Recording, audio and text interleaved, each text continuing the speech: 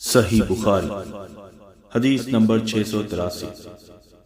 ہشام بن عروہ نے اپنے والد عروہ سے خبر دی، انہوں نے عائشہ رضی اللہ تعالی عنہا سے آپ نے کہا کہ رسول اللہ صلی اللہ علیہ وسلم نے اپنی بیماری میں حکم دیا کہ ابو بکر لوگوں کو نماز پڑھائیں، اس لیے آپ رضی اللہ تعالی عنہ لوگوں کو نماز پڑھاتے تھے۔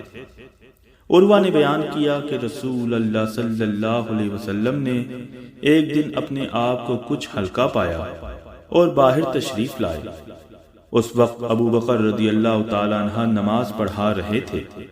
انہوں نے جب نبی کریم صلی اللہ علیہ وسلم کو دیکھا تو پیچھے ہٹنا چاہا، لیکن نبی کریم صلی اللہ علیہ وسلم نے اشارے سے انہیں اپنی جگہ قائم رہنے کا حکم فرمایا۔ پس رسول اللہ صلی اللہ علیہ وسلم ابو بکر رضی اللہ تعالی عنہ کے بازو میں بیٹھ گئے۔ ابو بکر رضی اللہ تعالی عنہ نبی کریم صلی اللہ علیہ وسلم کی اقتداء کر رہے تھے اور لوگ ابو بکر رضی اللہ تعالی عنہ کی پیروی کرتے تھے۔